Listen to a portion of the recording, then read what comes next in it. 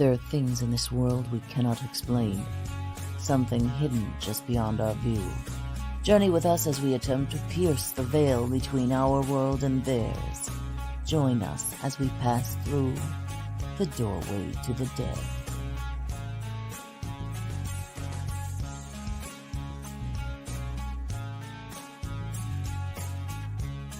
Join us at WLFE-DB.com for upcoming shows and so much more. Welcome in, everyone. It is Sunday evening, 6 p.m., January 9th, 2022. I am Dave. This is Jim. We are one half of Keystone State Paranormal Society, and this is Doorway to the Dead. First show of the new year, first show in about a month and a half. Yeah. I had gotten COVID. You guys are vaccinated. You didn't get it. No, we haven't. But then came the big move to our new house. So just been very, very hectic. We want to thank everybody for tuning in. And we missed you all. And we hope that, everybody's doing well. We appreciate you hanging out and waiting for us. But tonight's going to be a very, very cool episode. We have some friends of ours that we met, as we met a lot of people at the Gettysburg Battlefield Bash. Not only do they have their own paranormal investigation team, they also have their own event team. And they've booked a weekend to do an event at the historic 1912 Hoover House Bed and Breakfast. These guys and gals are top notch. They are very experienced. I know they do their own video editing. I believe they have a show on, I don't know if it's Prime or YouTube or one of the streaming services that they do. And I've watched quite a few episodes. It's fantastic. And they do it the right way. There's no provoking and all this. Everything's not a demon. They show what's out there and they let you make your own decisions on what you think you saw or didn't see or heard or didn't hear. And, their style meshes very well with ours. So without further ado, we're going to go ahead and bring in Lyle and Tana Lotz and Brandon Johnson of Twisted Paranormal Society and the Haunted Nights Paranormal Events team. Welcome in, everybody. What's up? Hey. What's up? So how is everybody doing? Good. Doing good. Thank you guys for having us. We appreciate it. Thanks for coming on. So grateful to have you, especially after we found out the big news about you guys and your Haunted Nights Paranormal Events service decided to set up an event at the Hoover House. That's one of those places that, and we've said this, I don't know how many times, that we feel the spirits guided us to that location. Mm-hmm. And even amidst the lockdown and everything that was going wrong in the country with COVID and whatnot, that place that we were supposed to be there at that time, and it fell right into his lap. And, we couldn't have better business partners than Pam and Steve. Mm-hmm. Awesome. The Berries, of course, from the Bash and all the charitable things they do. So everything just fell to where it's supposed to be. And now that we've been there next month will be a year. February. It was a year since we acquired it. We really didn't have the bed and breakfast certificates and all that permits and junk through till late in April. Mm-hmm. And actually, we're currently working on. We're waiting for the town of Waynesboro. They've got, working with towns, it always takes. It's like watching paint dry. But we have applied for, and we've been told that they're rezoning 2 properties here. In other words, the town about a year ago acquired right on Main Street the old toll gate house. It's a 2-story brick house built in the 1850s, and it served where they collected the tolls on the Waynesboro Turnpike back in the day. Wow. Families lived there. And then just about 30, 40 yards in back of it, going up a hill, it's a beautiful cemetery right there. There's a log cabin that was built in the 1770s and served as the first church and the first school. And the first birthing house. And the first birthing house. Oh, wow. Waynesboro till 1800. So we will have, with the rezoning, we have secured the rental agreement from the town for that. Okay. Steve's going to have the one property for his Gettysburg Ghost Exchange 2 with equipment. But we've been told by the spirits of the Hoover House that both the log cabin and the toll house have a lot of active spirits. We've been told they make up of spirits from both the residents and spirits reflected from some of the cemetery personnel. And then we don't have to worry about the nature of those spirits. They're not malicious, but we've been told they're pretty active. So as soon as the zoning permits go through, we're anticipating the end of March. So hopefully we'll have those properties available, and they will both be part of the Hoover House exchange, so that, as you come in to investigate the Hoover House, you will also be able to take some of your group up to the Tollgate House, which, like I said, 2 stories. It has a bathroom facility, and it is air conditioned, heated. And then the log cabin. Now that doesn't have the amenities of bathroom. It does have heating, I think, but they will both be open to those groups to be able to set up and investigate. So that'll all be part of the experience. And much in the vein of what you guys are doing, not on the grand scale of an actual events company, but Jim and Steve purchased a short old school bus that is in amazing condition, and we will be doing handicapped equipped. Yes, it's got a lift. That we will be doing historical tours and paranormal tours of the city of Waynesboro out of the log cabin. Yeah, we're on board with the Waynesboro Historic Society. We're doing volunteer work. They actually have all the cemetery records for all the cemeteries in the area.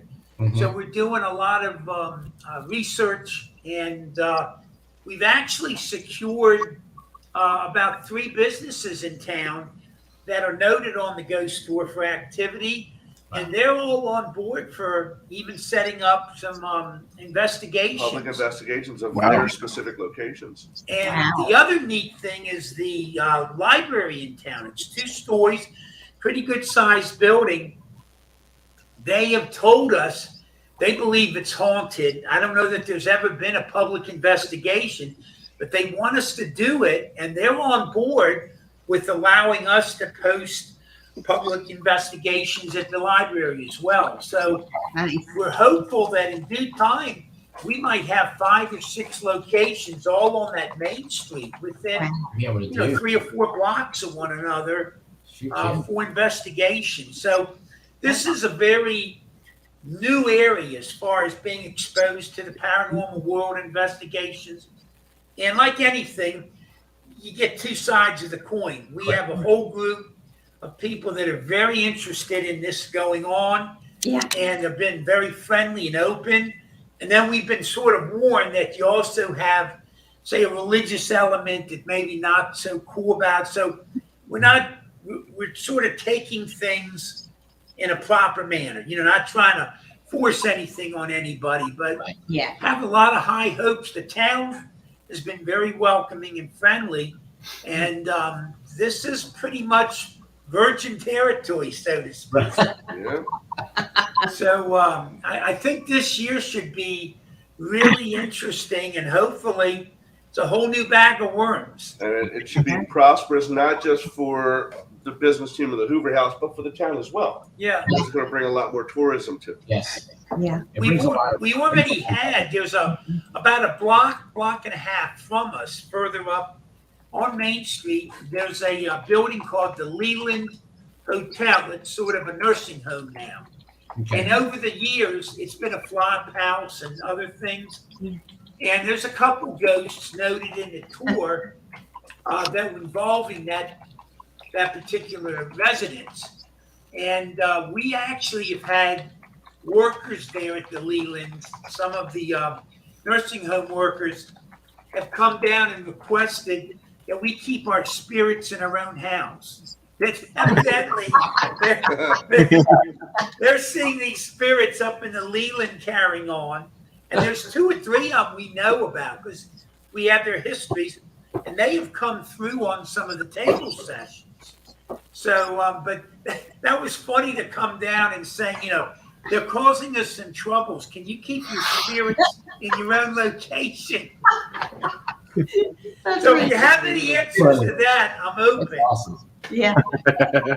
That's Okay, cool. so real quick before we get to grilling you guys about everything, I did want to make a special announcement. Well, it's really, really sad news. I'm sure you guys are aware of John McGinnis, I'm sure. Okay. Does a lot of film. You know John. Yeah. He had put it on Facebook just either yesterday or today that Pam saw. I think it was today. Yeah. Pam saw it. His autistic son passed away in Oh. his sleep last night. So Not from COVID. no, Not from COVID. just in his sleep, and they don't know. That's basically all he said. He passed away in his sleep. So That's terrible. special shout out to John and his family. I know that how that's got to just be horrible for him. Justin was, obviously with autism, there are difficulties with, parents have with autistic children, but he would bring him to events, and he was just the most happy-go-lucky kid, always nice, loved to investigate, was very respectful of the spirits. And our hearts go out to John and his family. So just a little prayer for them. Yeah. But back onto you guys. So I know that you guys have had Twisted Paranormal Society for quite a few years. Yes. And I was saying it in the introduction, and it's my fault. I didn't do enough of the research. I don't remember where you guys air your shows that you do and that Brandon works on so well. And me. It's both of us. Is that on Prime? Amazon Prime? It's actually on. Well, I think it may still be able to be seen on Prime because when we were You can buy the episodes on Prime. Yeah, when we were with VidiSpace, they had it there, but we've actually moved now to Paraflix, Okay. which is basically the Netflix of the paranormal, which Yeah. is awesome. There's so much. Wow, now I'm unfamiliar with that. You need to Can give give us that a a little check. info on that? Well, back in we reached out to them. We were with VidiSpace, and we reached out. We saw this new thing was coming, and it was back at the beginning of 2021. I want to say it was. Actually, it was weird. We were all sitting right here at my table where we're at now, and we sent a promo over to them. Next day, and it wasn't even 10 minutes, and they were back to us. And it was like, we want to have you guys on Paraflix, so let's set up these meetings and do all that. So we did. And they fired up the actual Paraflix streaming service, I think it was March 21st, 2021. And it's been awesome. There's so much great content on there, so many great people, and we're proud to be a part of that. And, Well, it's owned by Tony. yeah, owned by Natalie Jones. There's quite a few people that are part of the board there, like Patty Negri from Ghost Adventures. She's one of the board members. Her father, Sebastian. Yeah. Nick. I can't say Nick's last name. Benini. Benini. Yeah. That's it. And then, of course, they've got Mike Hatcher that works with them on the, and he's one of the main crew there too. So it's been just awesome because they display you and they market you, and there's so many great things that come out of it. And we're proud. I mean, we're really proud to be a part of it. And I know we've had our full season 1 running there for the year. They just did a broadcast of it October through December 23rd, I think is what it was. They ran the whole full season again, called Twisted Thursdays, and now we're getting ready to kick off season 2 real soon. We're finishing up our first. We've got second episode in editing as well. So this guy gets up before he gets up about 5 o'clock in the morning. He edits then he comes home from work, edits half the night. Anytime that he's home, he's editing. It's crazy. So between myself and the gentleman below me right here, you can't see my point. There we go. Like we do a lot of work on it. And I want to give you a shout out. People don't realize, oh my God, I mean, to the casual observer, they don't realize the sacrifice behind the scenes. I mean, oh my God. I know, like in our case, we're so many years behind. Years. Yeah. And I almost think it's a sin because there's so much great stuff that's just not out there for people to enjoy. But it's because of the diligence and the dedication that you guys have that stuff's out there and available to people. I'm just a real shout out for appreciating all your effort and the people that are so willing to do that, because it is a giant. It's pushing a boulder up a mountain. Oh yeah, it is. I mean, we've been doing it for quite some time. I think we started off the Twisted Realm. We started as a DVD series, and that was and we started our first episode for that back in late 2013. Yeah. And we did a 5 DVD run, but I think we finally kicked over to the streaming part, and started doing more. We were going to do more episodes for DVD, but we decided to go to the streaming side, and that's when VidiSpace came along, and then next thing you know, now Paraflix has come along. Yeah. So between Brandon and myself and the rest of the crew, we've got the Realm crew, we've got the Haunted Nights crew, which is basically the Realm crew. So we put a lot of work into it. Brandon and I actually have our own production company called L&B Media Productions. So between he and I, we do the full B-roll filming, full everything you need to build up to an episode, then to carry the cameras while we're investigating and filming and doing all that as well. And it's like there's a lot that goes into it. I mean, we don't sleep. Do you still get the enjoyment out of the investigating with all that drudge work behind the scenes? You know why? You know what's different is because we're not just camera operators that are there filming other people. We are actually a part of the whole thing. Okay. And most of the time, we're both filming at the same time. So we're looking, if something happens to me or whatever, Brandon's like, it's like we feed off of each other. It's like we look at each other. That boom, there it is. We have ESPN. Yeah.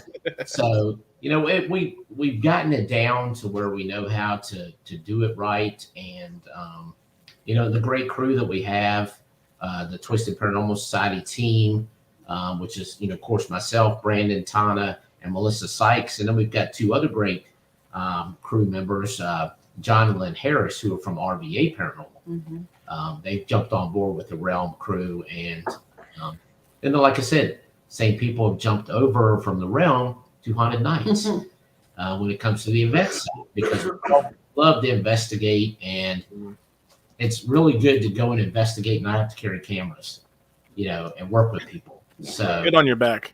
Yeah.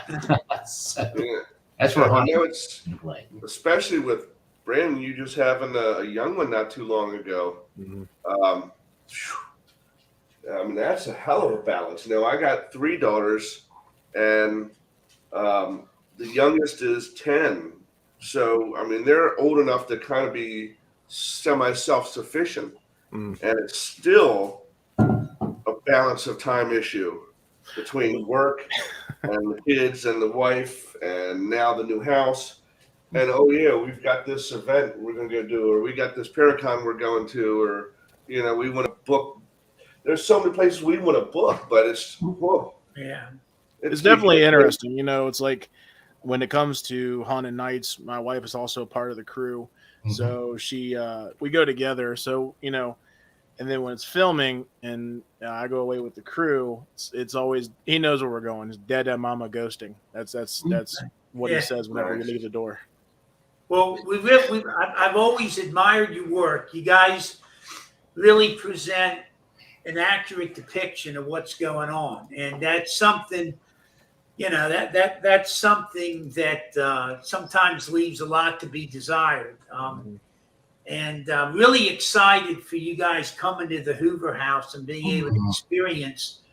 We always, before our groups come in, we'll have a session with our spirits and sort of vouch for the groups we have coming in, because we've actually made a pact with our spirits that will maintain the integrity and respect for our spirit, and they sort of protect us. And so it's a two-way relationship, and there's groups, quite honestly, that we have turned down, you know, just because we know how they operate. And I don't, like I said, we take it serious, but in that, we always ask our spirits, say, look, this team's coming in, they're really good, we're going to vouch for them, you'll love their auras when they get here.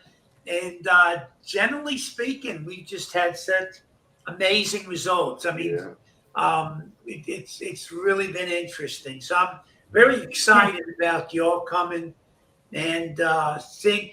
We have right now we have a heavy overdose of children because Pam does the haunted orphanage in Gettysburg.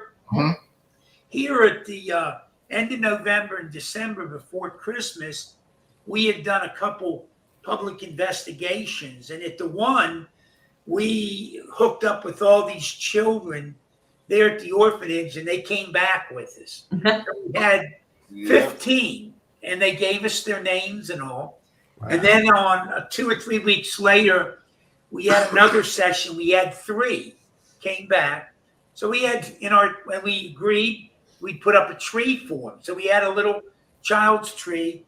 So we just recently, this past week, we asked them if they were going back to the orphanage, if they were going to stay.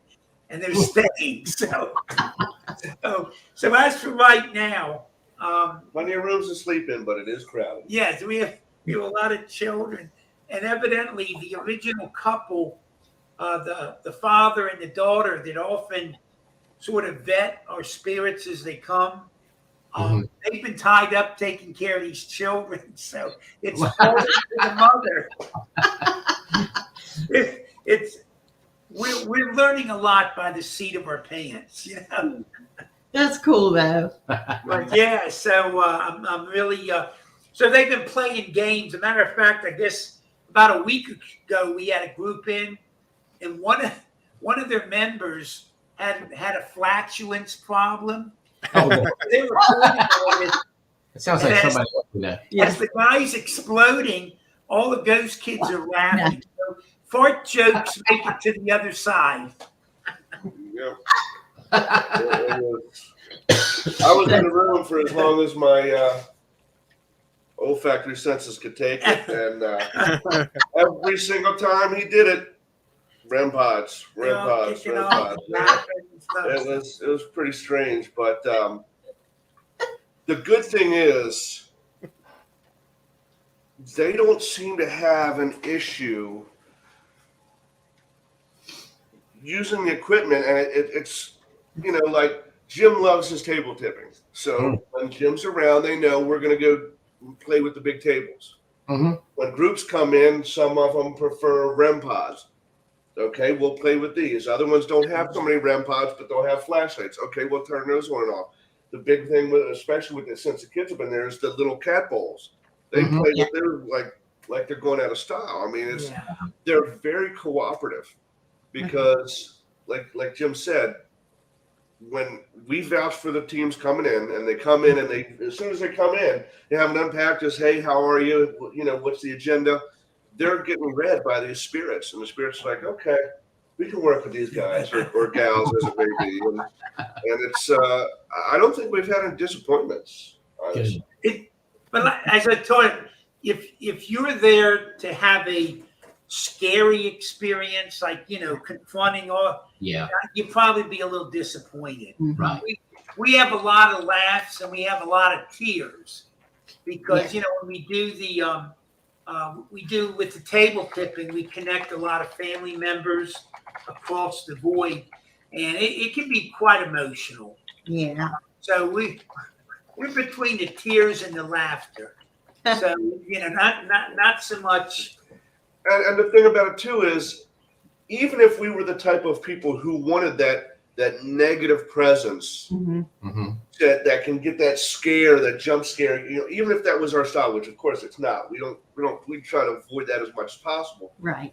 It wouldn't be allowed in the house. Yeah. Ira, the original builder and owner, he is king of the mountain, and anything that's trying to come in, if he a friend of ours had bought a table that had an attachment, and he wanted to bring it into the house and try and do some table tipping. And that thing, you could feel it vibrating, but it would not go anywhere. So they switched to one of our tables, and Ira basically came through and said, I don't like the energy with that. I don't want it in my house. Get out of my house. Wow. They don't allow the negative stuff in there. So, and because of that, the very first event we ever did was my wife actually organized a thing with my daughter's school to have the school kids come over with their families. And we had like a little half-hour, 45-minute session where we teach them about the equipment and show them some stuff. And then we give them some equipment and just let them go throughout the house. And they had a great time. There were parents that were like, my kids aren't even at school, but can I still come? And we had no issues with that because we knew there was nothing there that was going to harm these children. Yeah. So I mean, we have our pathos stories, and obviously there, but and the basement is a little open because it used to be a speakeasy. Down there, speakeasy in the day. What was it called? The mine shaft. Coal mine.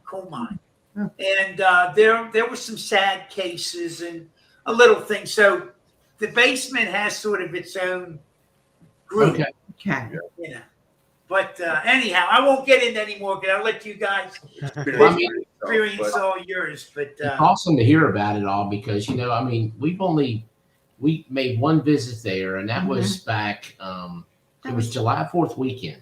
Yeah, we were there. Yeah, it was before for the Civil War days. Yeah, we came there. We actually were working at Her Ridge. Weekend with Dinner with a Ghost, who we kind of partner up with.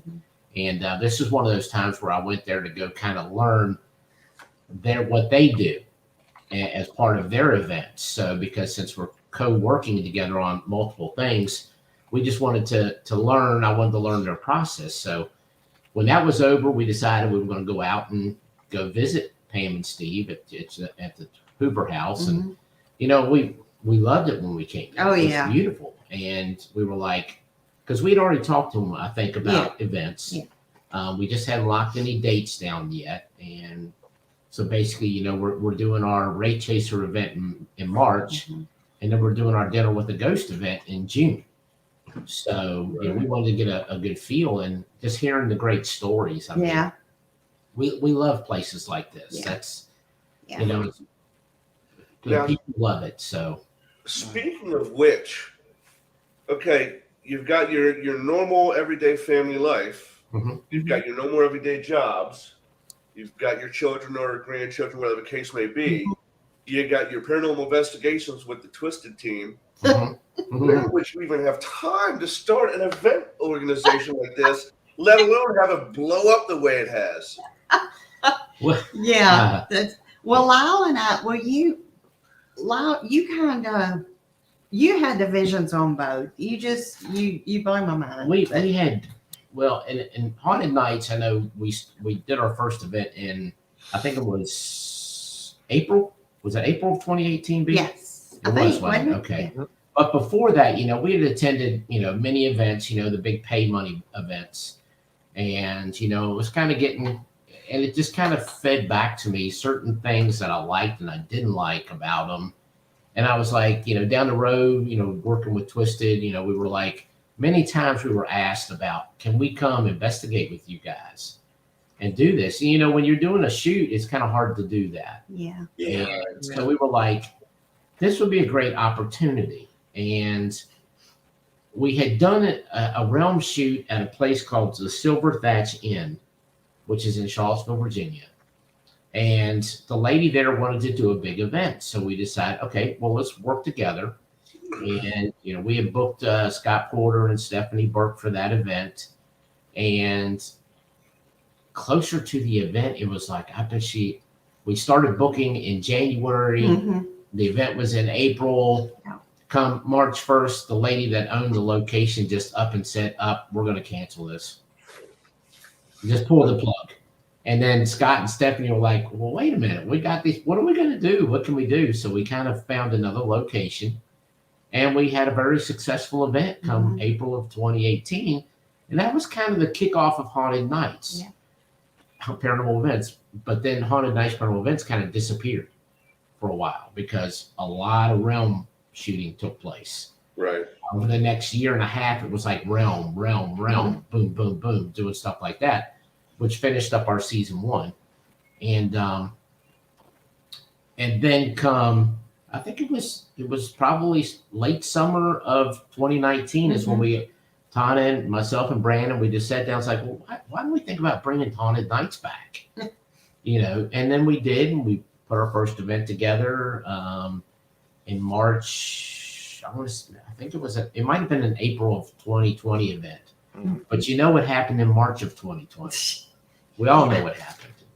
The whole world went to hell. Oh, Yeah.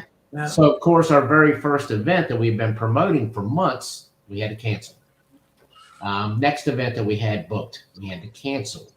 It was like, okay, is this really going to work? Is this a bad sign? What's going on? Right. So, you know, things kind of calmed down a little bit. So by June, July, we were able to kick off. Now, let's see, 2020, we only had 5 events in 2020. Okay. But then we know at the end of 2020, things kind of peaked back up again, had to cancel things for almost the first half of the year. And then next thing you know, we started off in our first event was St. Albans, June of 2021. And we had 9 events that particular year until we wrapped up in December. So this year's going to be this year we've got probably busy. 2 times events. Yeah. Wow. But it's just because people were like, man, we had so much fun. We want to do it again. You guys do it right. So we kind of we play off of our people. And we've got such a great clientele. We call them our Haunted Nights family because that's what they are. I mean, they come, they support, they bring new people all the time. And it's amazing to watch people. Because a lot of times when we're at the events, I'll ask, okay, how many people have actually done this before? You know, so there's some locations where we'll get, okay, probably 80, 90% may have done it. But then there's some locations where you might have 5% that have done it. And you're breaking in a whole lot of new people. And by the time they leave that night, they've had a blast. They're hooked. Right. Yeah. And that's the thing. Once you get in and you get it in there, the hooks don't come out. You know? It's great. So And then we have a great crew that helps to make it work. So, and some of our crew, we've actually, like some of the people we just recently brought on were from our event at St. Albans in June of 2021, that they started coming every time we turn around. There they were. They were at the events. And we were like, and they had come from another event company and decided to come try us out. And then we were like, okay, how much do you guys really like this? Do you want to be a full timer in this? Not full, you know what I mean by full time. Right. So, you know, next thing you know, we've got 3 new people that come on board, and you know, but our clientele keeps growing, so it's almost like we got to have some more people. So it's like to handle the amount of people and that are coming. Well, I think so much that reflects on the quality that you have with those events. Right. People know the genuine article. Yeah. They do, and we get a lot of people.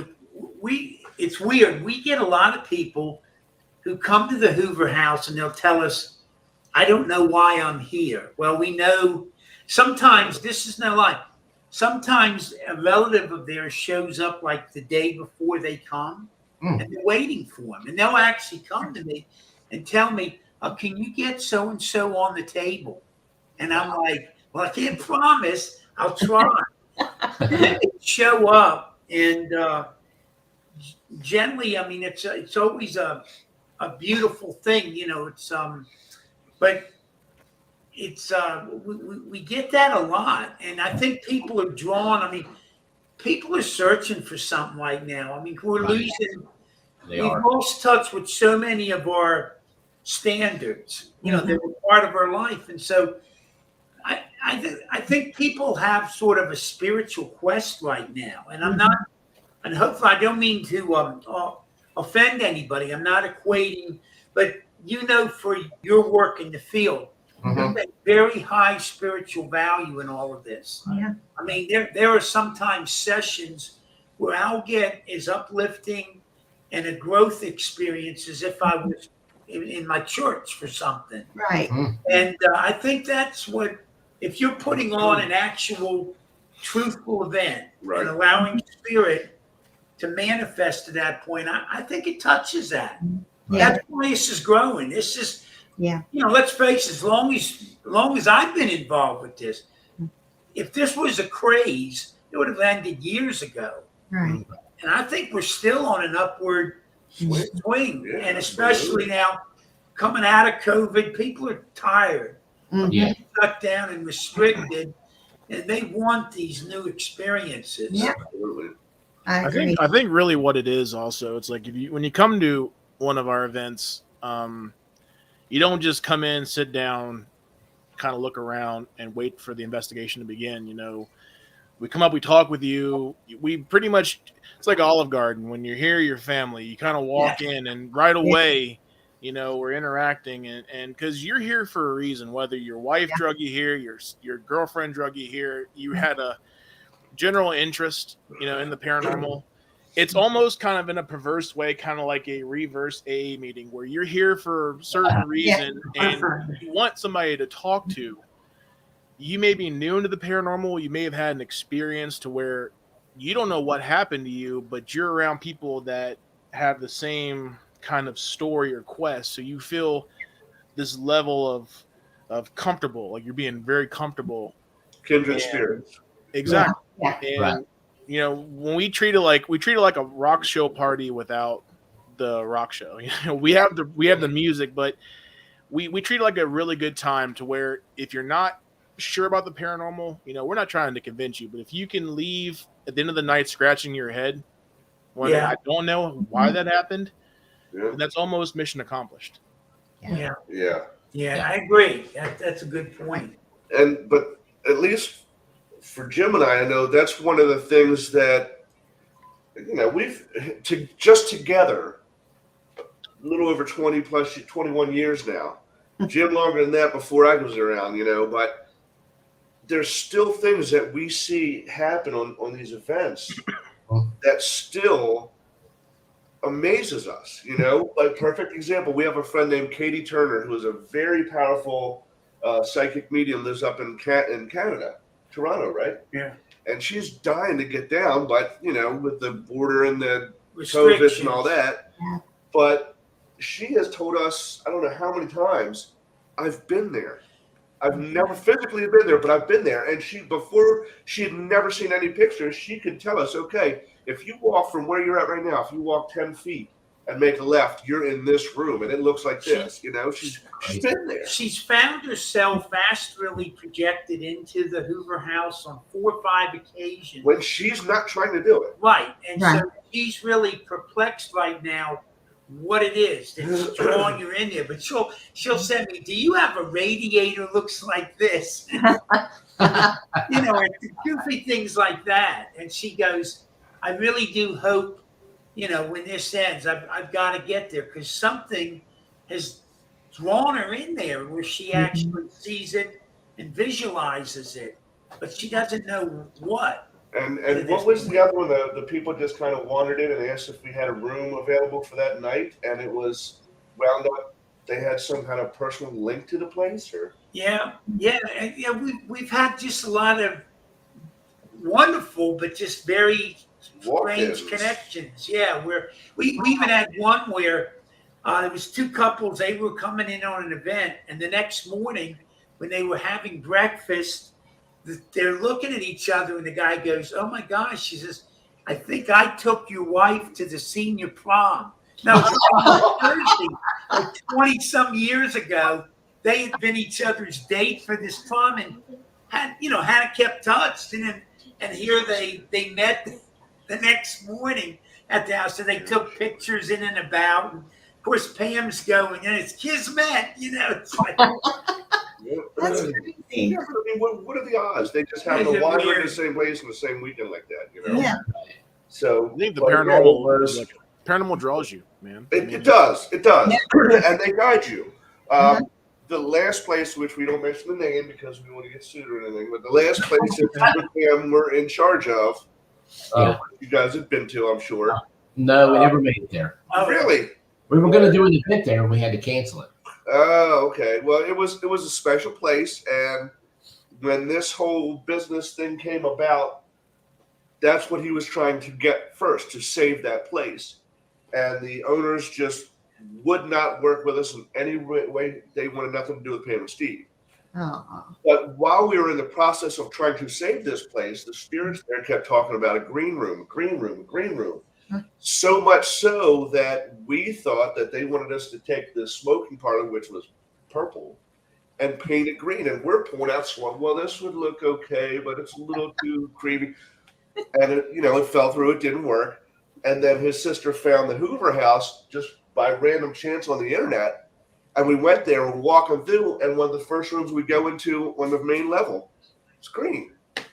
We're like, they were leading us here the whole time, and we were just too human to get it, Well, Brandon and I always say, do we not, Brandon? There are no coincidences. There isn't. Not at all. And to be true with that, I think that's the reason. That's what something or somebody led me to Lyle and Tana. Yeah. It was just a weird series of events. I was on another paranormal team for a while, and it just got very toxic. And that's one thing also. It's like, I preach it a lot. If you're not happy with a team or people you investigate with, get out, man, because that negativity you bring into a location, it's not good mentally, spiritually, physically. It could lead to bad things. Yeah. So I decided to walk, and then by happenstance, I had to walk into a Food Lion, and then there's Lyle, and we kind of engaged in a conversation, and it's just all been downhill ever since. But Lyle came home and told me, he said, "Hey, I talked to Brandon, and he's leaving the other team." And we brought him on at first as just the camera guy. And then it led to a bigger spot. He slowly worked his way in. Yeah. we're shifting here. We're shifting 1 second. Okay. Shifting. Here we go. Shifting. I want to check. I'm too slow for shape shifting. Let's do that. That's better. Okay. There we go. Let's do it that way. He's got It's dark. interesting that the house we're in here that they just got, it was built in 1890, and they all upgraded and all new, and they're having activity in here already. The kids, a couple of times they've all heard somebody calling out, or the kids will hear a conversation down here. So we haven't really figured out who it is, but who knows? This place might be part of the tour. There you go. Is that Waynesboro too? Yeah, it is. Yeah, he's they're about 2 blocks from the Hoover house on the other side of the main street. Wow. Yeah. Wow. So it's just weird the way everything's been drawn us. Yeah. I live in Chambersburg, which I'm about like 20 minutes away. Okay. Okay, we're about 25 miles due west of Gettysburg, and then our town was burnt during the Civil War in 1864, Southern troops came up and they ransomed the town.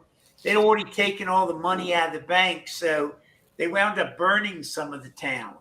And that's the other neat thing is the history of here. We have like 5 major Civil War battles that all took place within about 20 miles Yeah. in various directions. So a lot of neat history. And then Yeah. we also have several Indian massacres that happened, within 5 or 6 miles in the 1760s.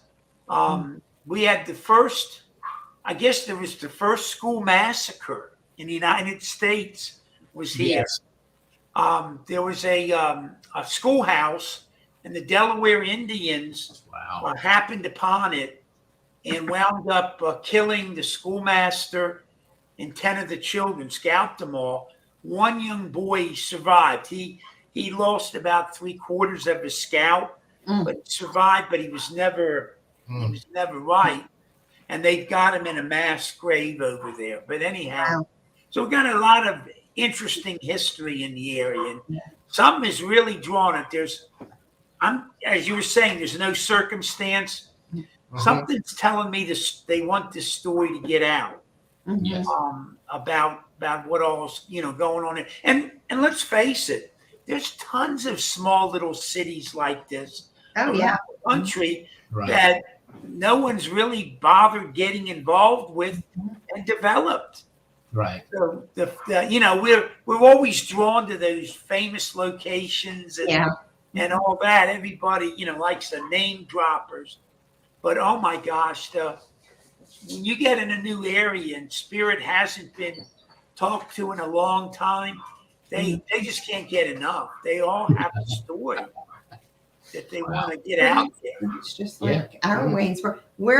Lyle and I are in Brandon. We're in Fishersville, but the city right beside us is also Waynesboro, and it's very haunted. But the city will not let you do anything. See, that's the other point. Yeah. We years ago we got approached in Chambersburg. We have the oldest jail in Pennsylvania. It predates Eastern Penn, and it's it's no longer in use, but it's there in really good shape, and it even has the original dungeons. And they did hangings there. I think the last one was in the 60s. But anyhow, they had invited us in. No one had ever done like a full investigation. So we went in there and had a really interesting night. A lot of cool things. But then the Franklin County Historic Society sort of rose up and got, I don't know, they just got angry and blocked it. So no one's ever been able to. I feel bad about that. I mean, it's really nothing we did. Right. But you do run into that still. Right. Yeah, you do run into that a lot. Yeah. Especially around here. I mean, even, we've got Stanton, Virginia, of course, Waynesboro, a lot of cool places there that they just don't want you touching. Yeah. They don't want the history brought up or whatever it is. But that's okay. I mean, I hear stories all the time of people breaking into these locations, and like, you have to go in there and try. It's like, God, no, that's not up to me. I don't do that. We do it the legitimate way. Yeah. So. I used, when I was in high school and my college days, I was big in the National Speleological Society. So I've been down your neck of the woods caving. Yes. Today. You'd be surprised. We actually did it was either 2 or 3 hour investigation at Grand Caverns. Yeah. Oh, wow. That's cool. We got to go in. It was crazy. It was weird how it came about, but we got ourselves in there and got to investigate the caves, like I said, for 2 to 3 hours. Yeah. The local news team was there with us walking through. Wow. It was crazy. I mean, but then after that, it was like, we don't want that going on anymore, and this and that. It's like, why not? I mean, it's a big draw for a lot of people. I mean, people that don't want to explore the haunted side of their locations. they miss out on a lot of revenue Dude. when it comes to that. What kind of spirits do you think you were in touch with there? Gosh, that's been so well, long ago. in the caves there, they actually had the Civil War soldiers during there with the battles that were Yeah. they used to hide in there, especially the wounded. And, so you've got names actually scribbled on rocks inside of the caves there. And you get deep in, and, you got like, I think it was Devil's Den. It was Devil's something. It's not Devil's Den, but I think it's Devil's something in there. It's just a little hole up in the rocks. We got to go down. Normally it's off the walking path. Okay. So we got to go down and go up to it. We put our recorders inside of the actual hole, but that hole leads back into a whole different spot of caverns. And it's like really dark, and they think a lot of bad energy comes from there. Wow. See, I was in the cave before I was in the spirit world. So and at that point, I really probably wasn't picking up on energies like I do now. So, I mean, I may have encountered quite a few. I was probably oblivious, Yeah. But the Melrose Caverns used to be commercial down in your neck, and they had a whole lot of areas where the soldiers had signed their names, with the smoke and everything. And I think there'd even been a minor skirmish toward the face of the cave, if I'm not mistaken. But it's and then also we'd seen a lot of the old. This would be back in the early '60s, I guess. We actually found sluice trays where they used the saltpeter. The South got their saltpeter from the caves in that area for the Civil War. And when I first started, there were some of the old sluice trays in there with all the flow stone like over it and everything. Wow. And the walls with the saltpeter. So, I wouldn't at all be surprised if there was some static energies and whatnot from that period. It's nothing like being down in those caves, and we say, okay, it's time, and they just cut the lights. Yes. You want to talk about dark. Cave black, I know. Is that? And it's quiet and so dark, and it's like you can, if something happened a mile that way in the caves, you would hear it. Just how it was. But it was very interesting. I think that was like 2015. Oh yeah, it's been time frame 2015. The people at Endless Caverns were always real nice. They had a camping area, I believe, there and stuff. Yeah, they were always neat. Yeah, I love the opportunity to go do that again. There's a lot of places around, especially like they said around here, that you can't touch it. But what they don't understand is a lot of businesses and organizations, locations really were hit hard by the pandemic. Yeah, very heavily hit hard. Sure. And it's a niche market that people just don't tap into, the paranormal field. You have people that spend either their retirement or that's their career. They're vloggers or film people that's what they do. They travel these locations and it can get you really good publicity. And you can, the money you charge for investigation fees or overnights could help. I mean, it's not going to put all the money back into your bank, but it can help you keep the lights on. Yeah. And I think what it is just like you have some teams or some companies or whatnot that unfortunately give a lot of bad names. I know there's been locations that have had bad experiences, people leaving trash everywhere, leaving batteries, conjuring up things. And that's why, we always say, if you're not supposed to be there, don't go there. Yeah. Don't give everybody else, because you may get 1 million views on your TikTok for this, but you're ruining it for everybody else, because guess what? Hope that 1 million views is worth it, because nobody else is ever going to get in there. Yeah. Right. Yeah. So this is the respect factor. Then, you have people, not bad or anything. I don't know what's their makeup. They're spirit killers.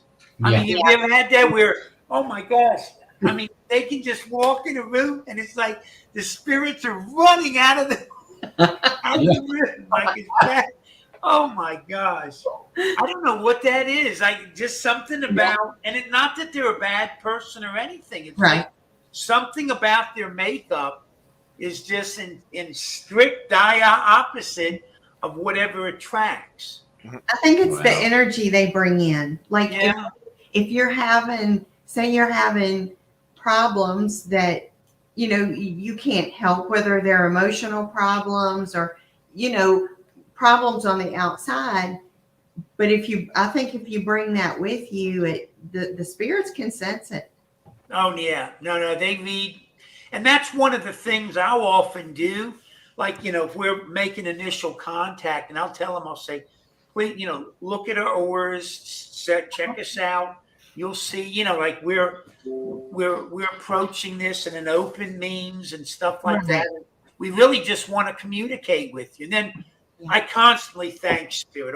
Every time we finish sessions, I really I let them know how much I appreciate their openness, Definitely. their willingness to communicate, and most of all, trust us.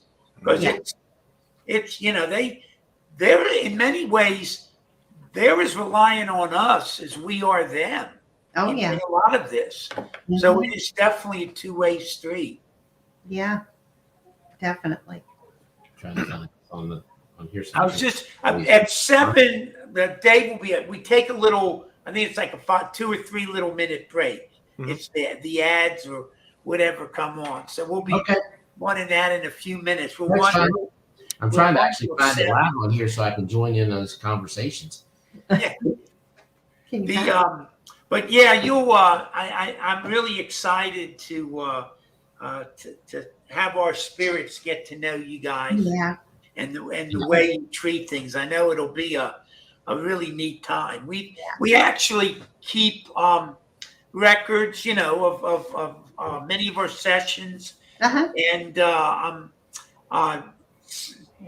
there's certain facets that we've learned that are very consistent. I guess Spirit constantly reinforces to us. Like one of the things we found out is, let's say you have a new addition to your family, a grandchild, or whatever, that oftentimes, whether it be the parent or the grandparent passed, they'll hold that child before it comes to here. They've actually held it and connected with that spirit. And oftentimes we get where the table will do like a walking motion. Oh, wow. It's really very touching. It's a slow rocking motion and stuff. Wow. Another thing I found is when someone passes, you may have a family relative that you've had grievances with. Maybe y'all haven't spoken in several years. When that person passes and they're on the other side, they sort of see the whole story now. So they want to sort of reestablish that family bond. Right. Yeah. But oftentimes it's the person here has not been able to drop whatever that resistance is. And so sometimes it's the person's ready and we're able to repair damage. And sometimes we've got to table it for another time. Yeah. Right. That's good. Wow. Yeah. But they constantly reinforce us with the facets of eternal life and the eternal nature of families. And you really get the idea of what really matters in life and what doesn't. Oh, yeah. And I just more and more, I just realized that we're all probably about 85% of what we spend most of our time with is just baggage. It doesn't really matter. It's that the quality is squeezed in a very small thing. Yeah. But, well, it's funny. Lyle, at one of our realm shoots for season 1, Lyle actually, speaking of family members that have passed, we actually got an EVP of his aunt saying something to him. Now, did she sound like you knew your aunt, or was the voice? Okay, that's what was crazy. That is real rare. What was crazy was the fact. What was that thing that was called? I can never forget what the hell it's called. The Poltercom. No, I'll look at. You keep talking. I'll look it up. Phasma box. Yeah. The Phasma box. Yes. Oh yeah, that's what I. That's what I use. I love it. Yeah, we used that in our it was our season ending episode for season 1 on Paraflix. It's a 2-parter, but it's part 1. And we were up on the 3rd floor, and it was one of those things where, we had a couple responses come from the Phasma box, and then all of a sudden it came through and it says, and the Phasma box showed the name Terry on it. And next thing you know, it goes, "Hey, Lyle." Yeah. But the thing was, I didn't catch the "Hey, Lyle" until I was doing the editing on the Right. So it was something we didn't hear. It didn't come through the Phasma box. The Phasma box caught the name, but it didn't come from the box, because every time one of our names was said, we mentioned it. Like Brandon's name was said a few times. Mm-hmm. And every time we heard a name, we'd always call it. And it was so clear that there's no way we would have never heard it. And Yeah, you get straight line EVPs with the Phasma box that are not like the box hasn't generated. Yes. Right. And that was I think that was the only time we've ever used one on our investigations for our shoots. But the responses that was coming through that daggone Phasma box that night was it was crazy. Mm-hmm. I mean, Tana was having a hard time on that 3rd floor, getting very weak, and I can't remember the exact words, but it was like, it asked the question, "Is she faint?" Mm-hmm. Wow. And then we heard that, and we said, "Is she faint?" We looked, "So you faint?" She said, "Well, I'm not doing too good." And then all of a sudden it came through and said, "Or she will fall down." Yeah. And I mean, it's like the responses, and I'm like, you always wonder, these things, can you believe in what they're saying? But it was so spot on to what was going on. Can I ask you a question? And we sort of stumbled on this by accident. A couple years ago, a friend of mine has this place called the Haunted Trails of Gettysburg. The home was there during the battle, and he's got about 8 acres. And evidently there's a lot of soldiers still on the field and that stuff. And evidently, it had been a while since I've been out. The spirits are always very receptive there. So I mentioned to him, I said, "Do you mind if I go down and say hi to your spirits?" It's been a while. He said, "No, go on down." So I go down the basement of this house, and I'm talking to him, and I didn't realize it was Christmas Eve. Okay?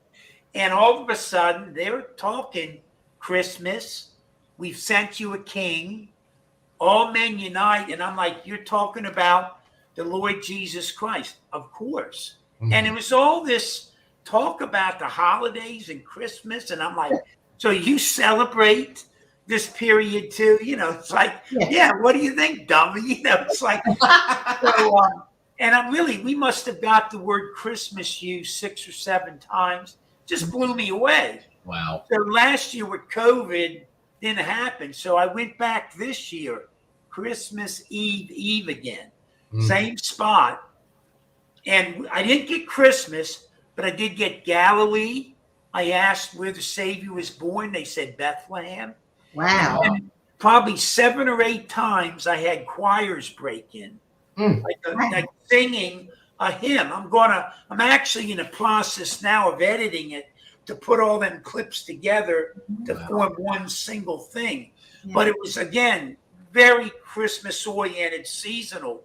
Right. And my question is, not to be sacrilegious, I don't think we as a community do much paranormal investigation around Easter or Christmas. Maybe because of the religious implication, but not meaning to be sacrilegious. Right. But I was really shocked when I've done that, what I got. Right. And if you heard anybody else doing anything in and around that period where they may have picked up something, I guess nobody's really doing it.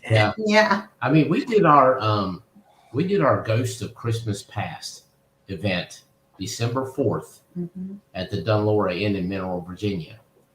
And I want to say it was probably one of the active nights there.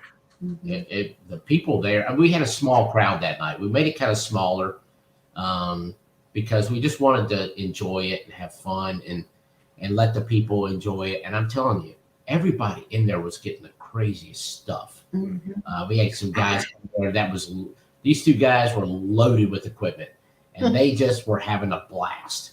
And so it was very active, but we kept doing the theme of, Ghosts of Christmas Past, and stuff like that, throwing Christmas in there. And I don't know, did that kick it in? I have no idea, but I mean, it was like, I know we've been at Dunlora a few times, but around the holiday time, it's very active. It is. I mean, she says that's one of her most active times is around Christmas. So you wonder, Interesting, yeah. But you bring up a great thing there, because now I'm curious about next year, about trying to do something closer to Christmas. An investigation, maybe with my Realm team, just to or see something. Maybe not really an event, but more of the Realm team going into a location and doing something like that. If you ever do that, I would love it if you just get back to me and let me know what you picked up, because I think it's something we just in general don't do. Right. It's busy. Everybody's getting ready for the holidays, but I think also nobody wants it to be falsely perceived what we're doing. Sure. And you kind of wonder, is it one of those times of the year where it's very active? Because of happiness and sadness. It is. It could be either way for people. And it is. It's one of the saddest times of the year. Suicides are up, all that kind of emotional. Yeah. So very, very much. Yep. Wow. Definitely. Let me see. Is Dave here? It's Dave here. Let me see if I can, because I'm not sure how he punches in on your break time. Yeah, on the break here. He does all the technical. I'm just the old man. I'm the crazy old man. Let me see here. We're trying to contact Dave. Is there a Dave? Dave, are you in the house, Dave? We need you. Settings. No, I don't want that. Banners. Oh, maybe it's banners. Do you? Nope. Do you? Banners. Somebody asked if you had to do your break. I don't know. I think, you know what? We're going to forego till he gets back here. There you go. He had a break in. It could be in the last 15 minutes. Yeah. Something went up with the plumbing upstairs. I don't know. This is the first broadcast from this facility, so maybe the spirits are not too pleased. Never know. I remember when we came to, it wasn't this past year, and of course, then the year before, I don't think the bash happened, but it was the year before that when we came out with you guys and did your Thaddeus Stevens. Yes. That was awesome. That was a great time. Yeah. We really had we had that particular weekend, we had a very interesting thing. We had a spirit of a soldier came through the cabin on one of the evenings, and he had been wounded and drug into the cabin, but he had been taken up to where Lee's headquarters were, several blocks going west, and that's where he passed. And anyhow, supposedly he hadn't crossed, and he wasn't going to until he found, it was like a family heirloom. It was a belt buckle that he had been wearing, and evidently it was buried up near a tree in that vicinity of Lee's headquarters. And our psychic was there, and they went up with another psychic the next day and actually found this tree. Now, problem is you can't dig on that property without getting arrested. And this poor soul wasn't going on until he could have his belt buckle. But that's why he was evidently appearing at the location. And in that back area where we did the broadcast, he was roaming in that little backyard as well. Oh, wow. So that was pretty interesting. And and the last time we did that was the summer where all the George Floyd, remember, with the country was in. Yeah. That particular weekend, they weren't talking history. In other words, we were coming up with the history, get no response. Uh-huh. They were talking about social. We got the word George Floyd 3 or 4 times in EVPs, Really? and they were talking about social unrest, and they were aware of what was going on, but it was totally different frame. Yeah. Wow. That's crazy. So I'm really sort of convinced that spirit is also oftentimes motivated by the environment we find ourselves in. Right. And, like I said, I don't know. I guess I couldn't swear on a stack of Bibles, but there's stuff that just seems to be constant. Right. Yeah. Oh, yeah. I think especially up in your area, Oh, yeah. no doubt. Mm-hmm. Holy cow. Yeah.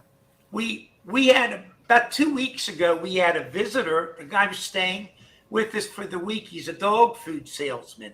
And he was just staying at the house, wasn't connected with the paranormal. And we were doing a table tipping that evening, and a spirit that did not identify itself comes through and tells us we have a hidden room in the house. It's wallpapered. It has a working light, but the staircase that went up there is sort of sealed off. We don't really know the whole extent of this room, but you can stand up in it. And to get to it now, you have to move this partition and get a little ladder. You can climb up in there. So while we're doing the session, Spirit tells us that items are hidden up there underneath the floorboard. So it tells us that there's some items that could be worn. And then it tells us that there's a religious item. And then it tells us it's a book. And then I hear very loudly, it's a Bible. So when the session ends, Steve and our guest, the salesman, they go to that area.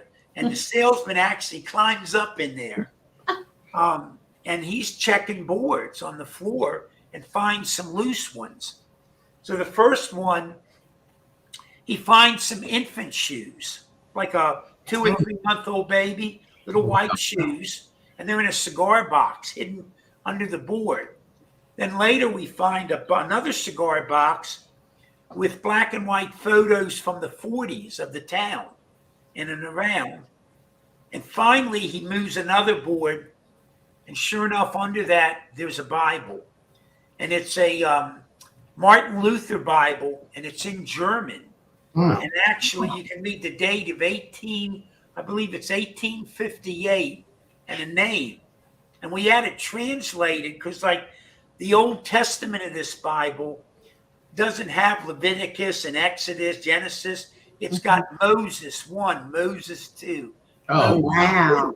And we have that Bible, so when you come, we'll show you the Bible. Yeah, I'd love to see But that. this guy was like totally not connected with the paranormal.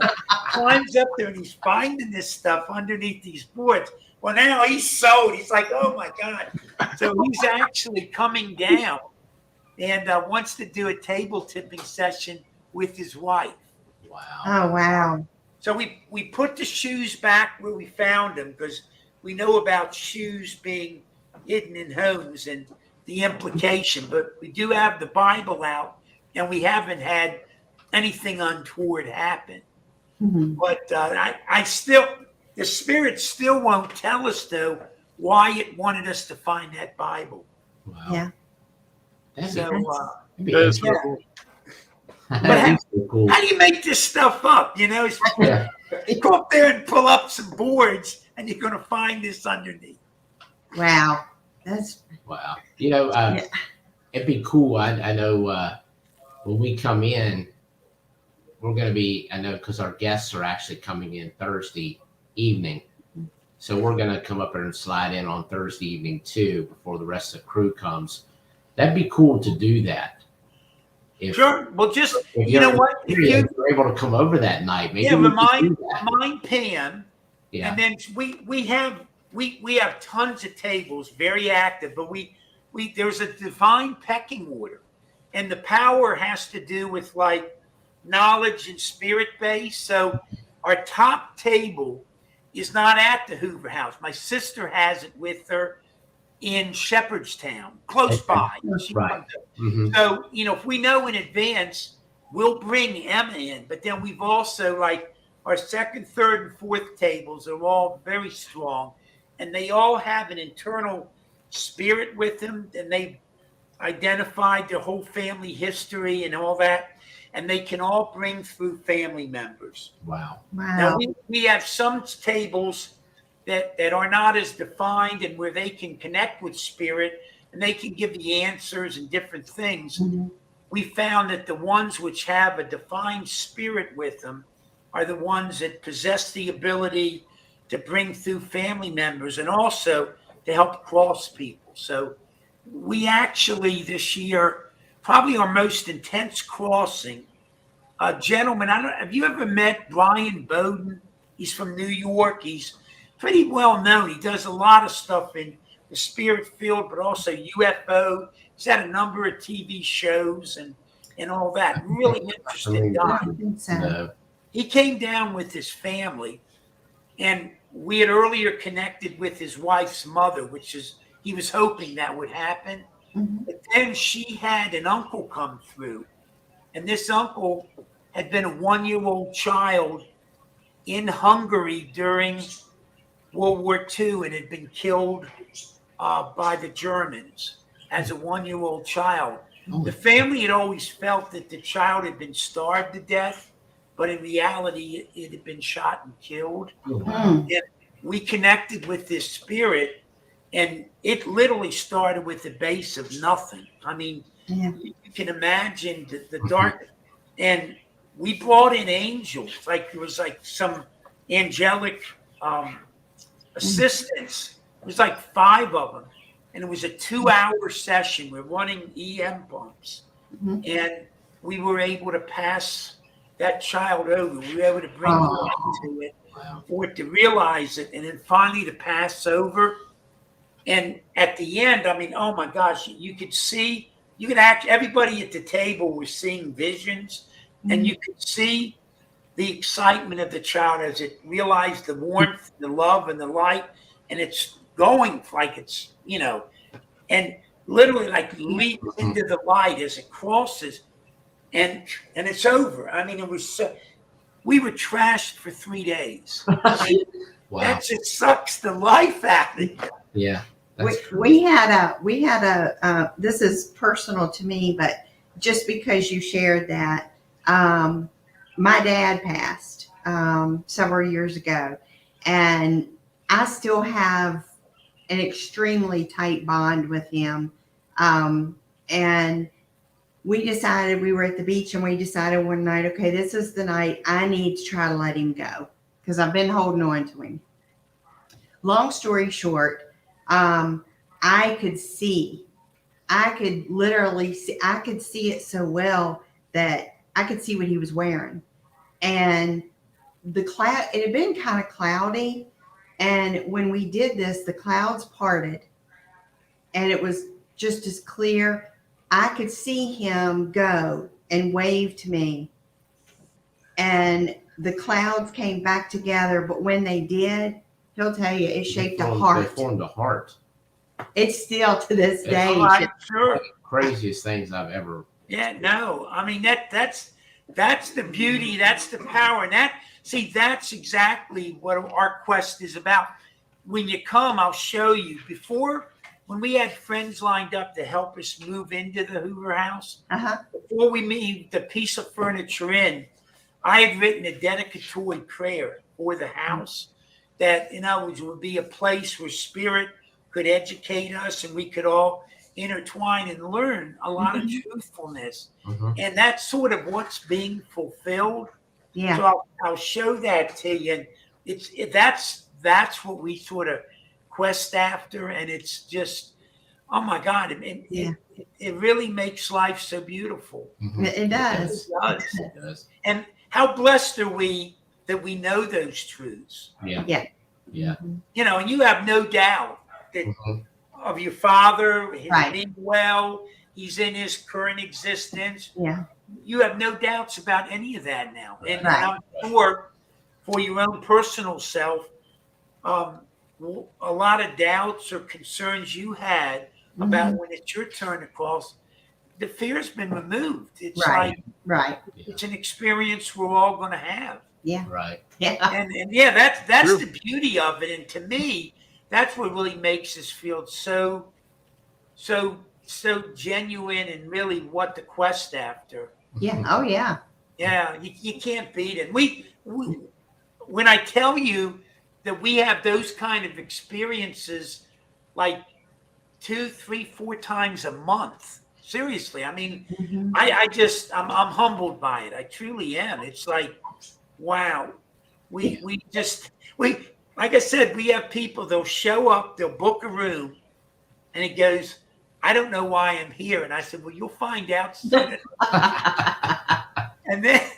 And then we're there, and we had a guy who's a truck driver, a burly guy. He got tattoos, and we're at the table, and here, his daughter came through, and this was a child who had had a stroke in the womb, and so was born with this myriad of problems, severe cerebral palsy and everything.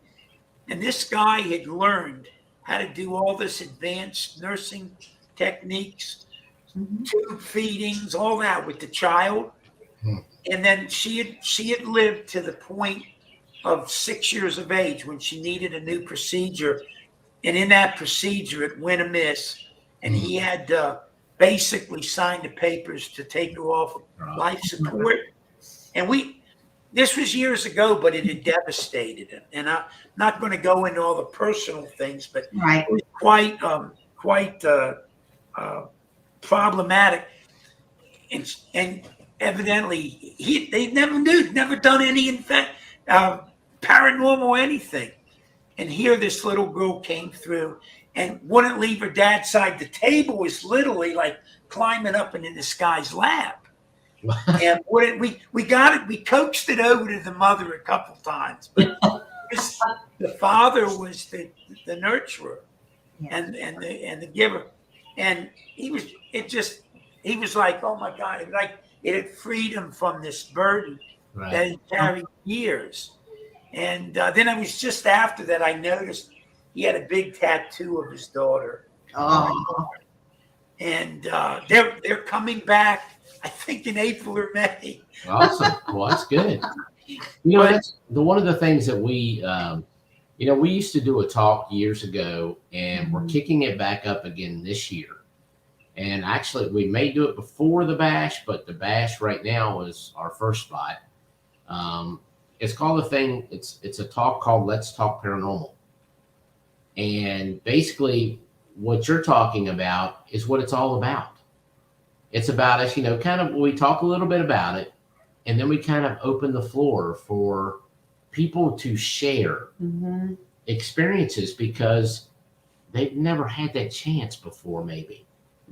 They've been afraid to talk about these things like what you're talking about and be able to share it amongst people, and people can be there to love on you and share things along with what you're doing. We did it before, and I'm telling you, it's one of the most rewarding experiences that I've had doing these talks is listening to people share. Yeah. And it's kind of like, you can go to these things and have people talk at you all day long. I want to hear what you have to say. Right. We know what we deal with. We know what we've been through. What have you got? What is it that you want to tell us? And it's, I can't wait to bring it back because it's going to be a whole new way of doing it, and just giving people that chance to share. Yeah. One of the highlights of doing that particular talk is we did a Talking Dead conference thing one time. Well, we set up as the only little paranormal team there representing Twisted Paranormal and the Twisted Realm. And, but they wanted us to talk. And of course, Let's Talk Paranormal was our thing. Yeah. And so basically what we did was, what was bad was we were going on at the same time some of the season 1 Walking Dead people were going on. So it's like, oh boy, this is going to be really good. They're going to be well, come to find out, there were more people interested in talking paranormal than talking Walking Dead. Oh, that's encouraging. Those 3 people that they brought in, a lot of the people were over in our room. There wasn't anybody over there. But you know what? They had to finally come in an hour and a half and say, "Hey guys, we got to break this. we got to have more stuff going on in this room." It's because when you open it, they just keep coming. Mm-hmm. They want keep to talk. sharing. They want to talk about what they've experienced. Yeah. And I don't want to give my talk away or our talk away, Yeah. but I can't wait to get back to it. Yeah. Because it gives people a platform, a chance to talk. Mm-hmm. Well, I thank you for your story, because that's, like I said, that just brings a lot of joy to my heart, because that is exactly what it's all about. Yeah, definitely. And we're excited to do that. I mean, we're excited to come to the Hoover House. Yes, we are. We're excited to bring our. I know the spirits are going to love you. Yeah, I know that they'll be out in hearts. Right. If anybody out there that is listening is interested, I mean, we've got 2 great guests. We've got a great host team. Yes. Right here. Yeah. With Jim and Dave. And when we bring, usually do our events with the guys, and when I talk guys, I'm talking about Mike and Chris from the Ray Chasers. Great guys. Those are 2 guys that have such a following because they're so personal with their people. Yep. They enjoy their following. They enjoy talking with people. It's not like they're going to stand off on the side and watch you. They are in the middle of you, and they want to work with you. And that's one of the pleasures of working with these 2 guys. Yeah. And it was an honor for them to ask us to jump on board with them in 2022 and represent them at, close to 10 events? Yeah. This year? Wow. And the Hoover House is one of them. I mean, our very first one, which is in 2 weeks, at St. Albans Sanatorium in Radford, is sold out. Yeah. So we want to bring that same enthusiasm to all these locations that we have Mike and Chris with, and then even Haunted Nights, we don't do bad ourselves with our own crew and the events that we do. We do sell out events, and a lot of times we don't have guests. We do have host teams come in, and and we found that like the Octagon Mansion in Wytheville, Virginia, is a very popular spot. Yeah. It's becoming popular. Take your commercial break here if you want. We would have done that already. Oh, okay. Well, evidently we're going to go without a commercial break. Hey, Dave, commercial break, Dave. Commercial, Dave. Oh no, we don't have subject. We have soup. Wow. Go into that. Here we go. It's finished. Commercial break. No commercial break today. Oh, no commercial break. No We're not commercialing. No. I was trying to. I knew it was one of these buttons to get over, but I wasn't sure which. But I mean, we got a number of events that locations have worked really well with. Of course, St. Albans, the Octagon Mansion. A new location for us is Tuckahoe Plantation, right outside of Richmond, Virginia. Let's see, where else? Help me here. Well, I know, but I don't know if I can talk about it. Go ahead, tell him. I don't care. Are you sure? Yeah. Okay. One real big one, which requires far traveling. One that besides the Hoover House, this is the other one that I'm super excited about, is Missouri State Pen. Oh, yeah, he should be. That was going to be my next question are you guys branching out of the Virginia area? Actually, we're stepping out of our area, our comfort zone. Well, actually stepping out of Virginia, coming to the Hoover House is our first chance to step out of state. And, we did have our event at Her Ridge booked last August that we had to cancel. But coming to Hoover, and of course doing that twice this year, Hoover House. Yeah. Which is good. Wow. We've got, of course, Missouri State Pen. Help me here. I can't think. Brandon, help. I can't think. You got the list, brother. I do have the list. See, we do so much crap, I have to write stuff down. I know. We do too. Oh, the USS Wisconsin. Oh, yeah. is our April events. And where is that located? Norfolk, Virginia. Norfolk, okay. Yeah, that's one of the newest battleships added to the haunted fleet, if you ask me. I mean, Now, was that part of the World War II group of battleships? actually, it was a part of it was Desert Storm. built back then. Desert Storm. Big part of Desert Storm. Gotcha. Okay. And of course, it's been decommissioned. It sits down in the city of Norfolk, right down at the waterfront there. Yeah. And we were the first team to actually go into the Wisconsin, and we filmed a Realm episode there, and yet to come. But then we decided we wanted to do an event there that same year, and we did. It was very successful. So now we're bringing the guys there in April. Wow. That's really all the events that we've got announced so far. That's all. Well, there's more to come. There's many more behind it. There's a number of events happening at St. Albans. There's a number of events happening at the Octagon Mansion.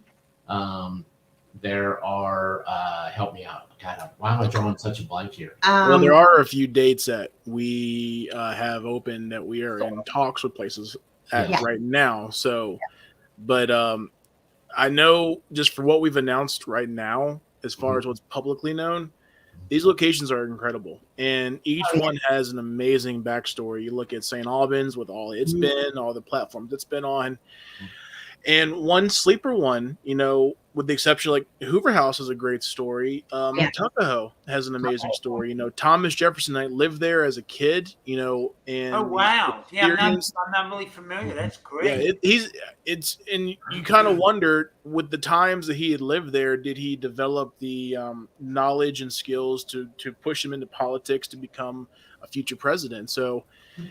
You know, and that's one of the best things about this place, and with all places actually in general, with the Wisconsin, with Hoover House, with St. Albans, is you don't always just have, you know, the lady that unfortunately committed suicide. You don't have those kind of stories, but you also have the history. You have, you know, you're walking in the same. Let's take paranormal completely out. Let's take that out of the equation.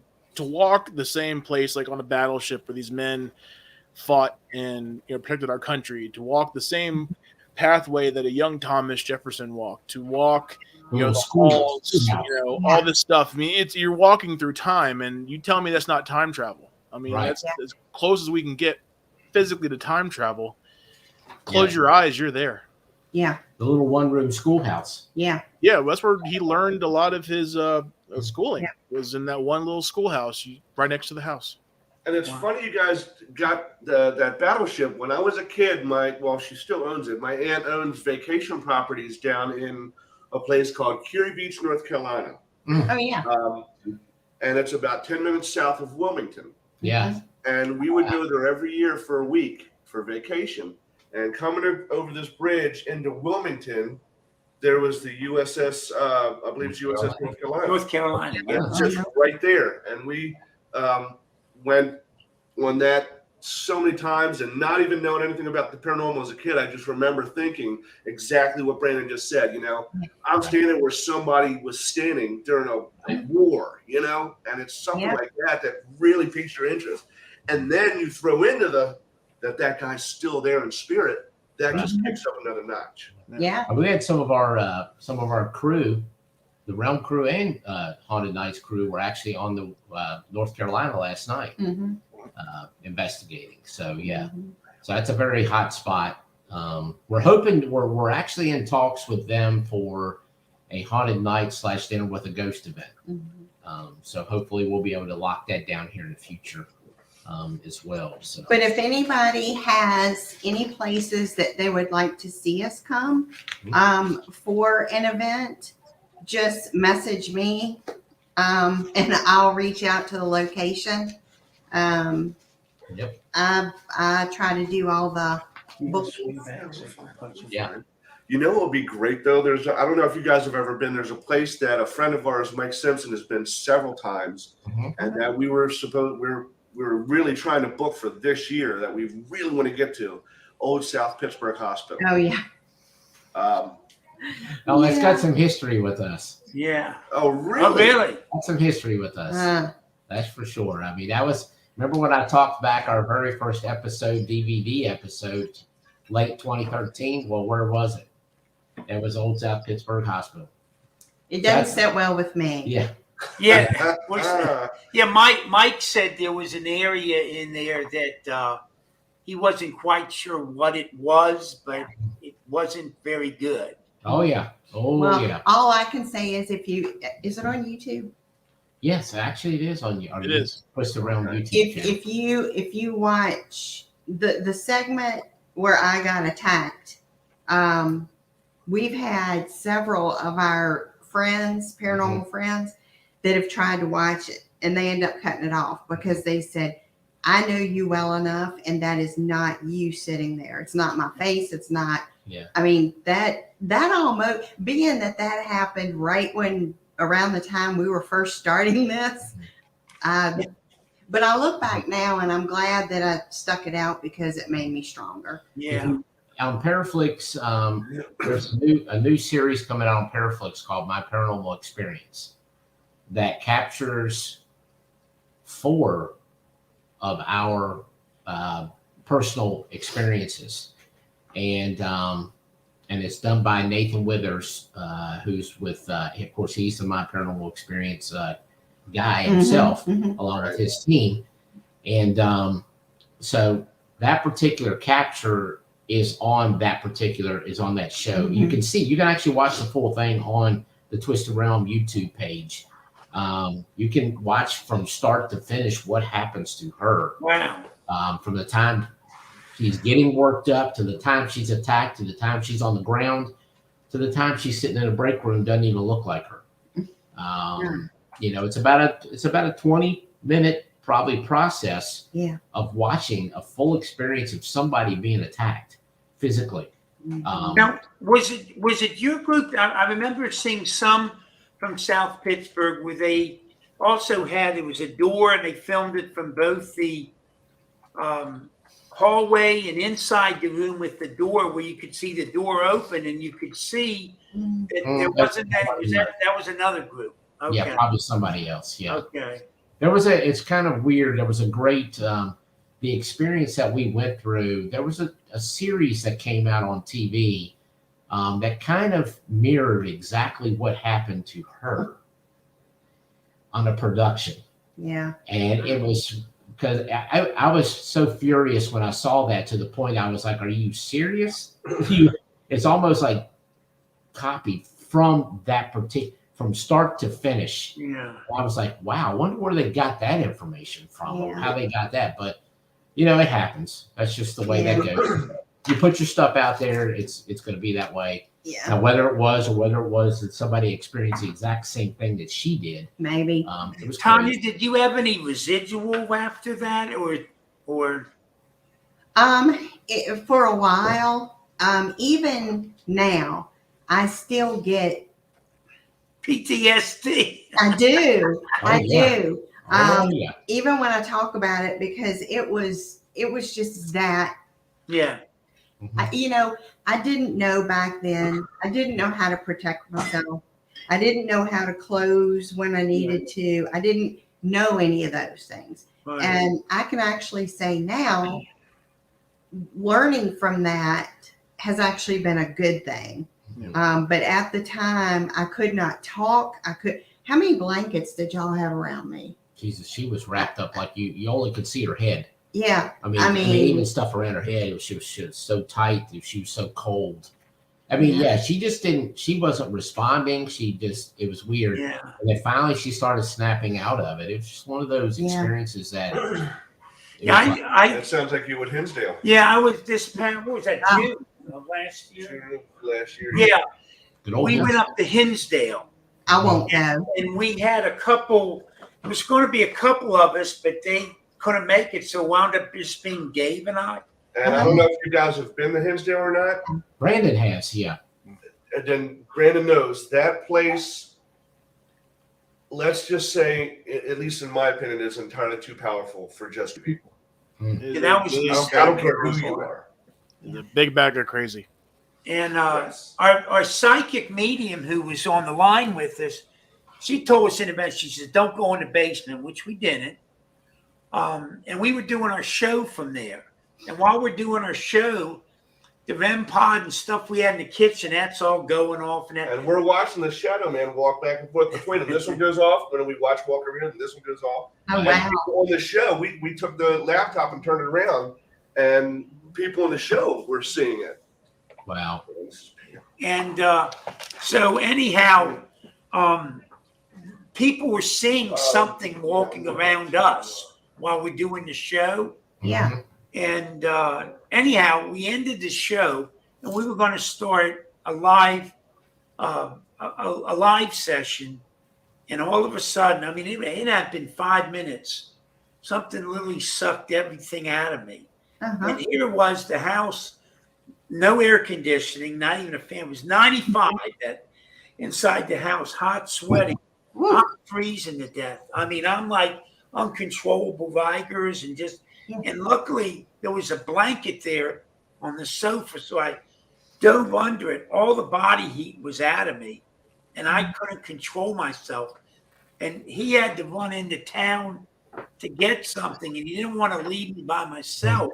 Yeah. But I told him, You're in the middle of nowhere at Hinsdale. yeah, I said, I'll freeze to death going out to the truck. I wasn't coming out from under the blanket. Wow. And, so we got there and back. I was okay. Of course, I'm praying. And I was under that blanket for a good 2.5 hours till I could stabilize my temperature. And that was pretty much done. All my energy was gone. Right. We weathered through the night. I did go up to the tree in the back to make a sacrifice of some beef jerky, to the native spirits. I guess because of my Christian backing, I don't pick up on native spirits real well. I'm sort of blindsided by them. And I was told that the Indian chief who nailed me was trying to be my friend. He wasn't trying to harm me. He was really didn't know his own power. Right. And it took me 10 days to get back. And I mean, that was so. I don't know that I'll ever go back. Dave wants to get back up there with, some other people. Right. I don't know. I don't know that it would be smart of me to go back there. I'll tell you a funny story real fast with Hinsdale. Yeah, go ahead. It was I saw Hoover on here, so Hoover will find this funny. Hoover was a friend of mine. We used to be on the same team together back in the day. The toxic one that we all kind of split and did our own thing. We were up in the woods, kind of. I don't remember if Hoover, if you were with us or not. We were up in the woods. We're doing an EVP session, and it was no flashlights. None of us brought one, and we're running the recorder. All of a sudden, we hear what sounds like coyotes, and they're coyotes or wolves or something is killing something. It was like this screaming sound and like a bunch of roaring, and all of a sudden it just stopped. Like stopped. Complete silence.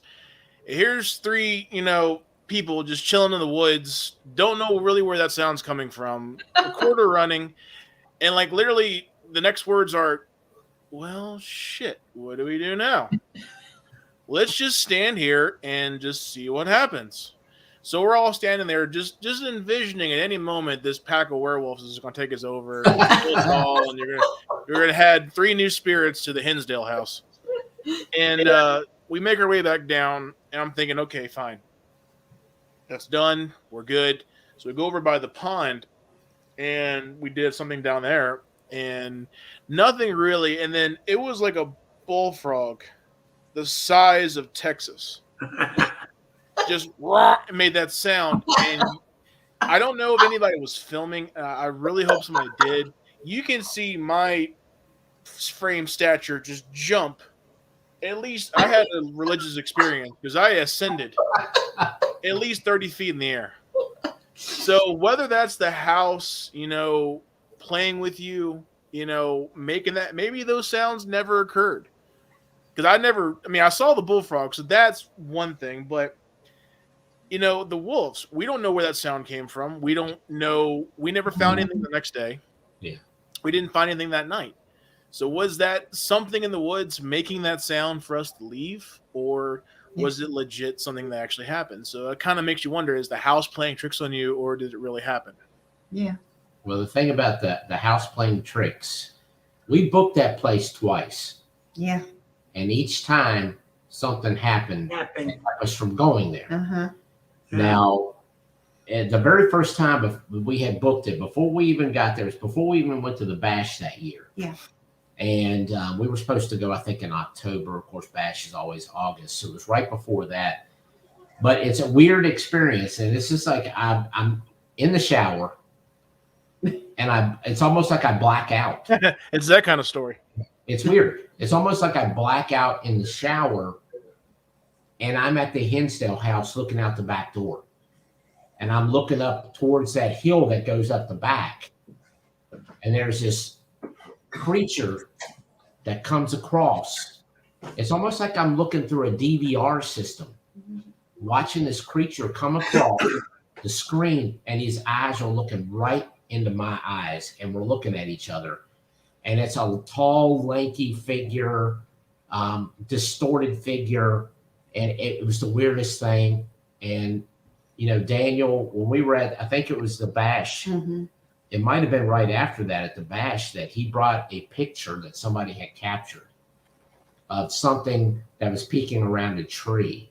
And he said, does this resemble what you were talking about? And I said, when I saw the picture, I was like, holy shit, that's exactly, bless you, sir. Bless you. Like, holy crap, that's exactly what I saw looking at me. Oh my gosh. And it was like, and it was almost, what do they call it? Was it a puck wedgie? Well, there's puck Something wedgies, or there are something, elementals. some kind of elemental or something. But it was the lankiest looking grayish figure that I've ever seen. Yeah. The weirdest Shapeshifters. contorted head thing, eyes just as black as could be, looking at me straight into my eyes.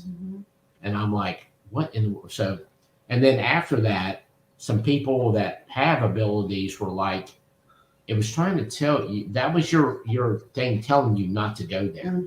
It's telling you not to come. Yeah. That it was warning you. And I'm not in tune. Right. But I feel like after 10 to 11 years of doing this, that you get more in tune to what's happening. Absolutely. And I feel like that was one thing that I was not expecting. Yeah. And then after that, things started happening where I could see more. And I'm like, it just scares the crap out of me. I don't open my door. I don't want to see that. Right. I'm not there for that.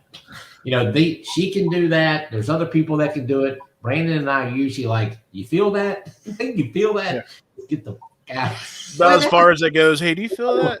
Yeah. I You feel that? Well, that Yeah, wasn't so- the only thing that Yeah. happened. I had the dream. Yeah, she had a dream too. I had a about it. dream that like warned me. Yeah. And I talked to Daniel about that. And the one thing that was in my dream was a box, some kind of little box.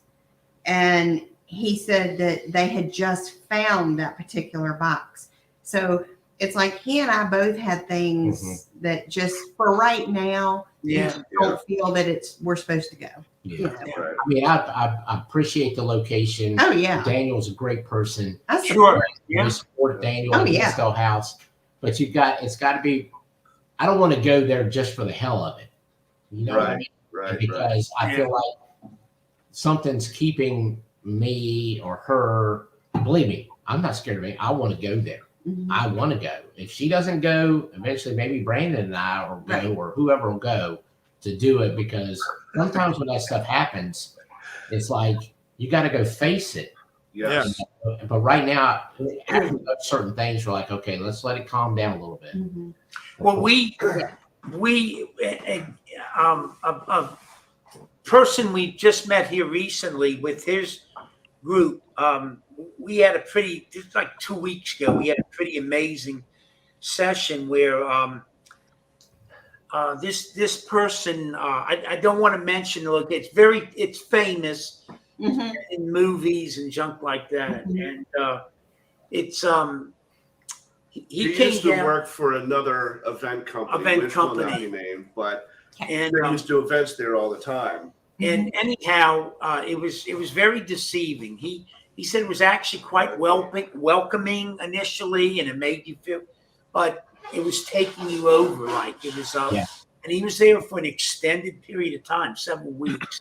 Mhm. And anyhow, it turned very. He showed me a picture of himself someone had taken. It was all distorted and just Yeah. very bizarre. It wasn't him. Yeah.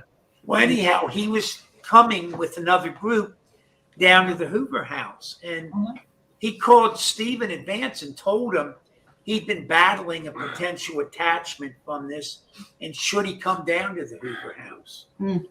And Steve felt impressed that he should. There was a reason. Mhm. Right. He came down, and we were at the table, and this entity evidently tried to emerge. Wow. And I did not pick up on it at all, but I could see Steve knew, and I could see Rob. I could see the guy, and they could see his face. They knew. So we broke from the table immediately. Steve said, break. We broke, so it was not able to come through. Yeah. We didn't give it name or anything. That's good. The amazing thing is, like, within literally a minute or two of that experience, suddenly I perceived this enormous, powerful, white, purifying light energy. And I said, go back on the table. And we did. And it was some kind of guardian angel or whatever for this individual. Wow. And himself, and he named himself.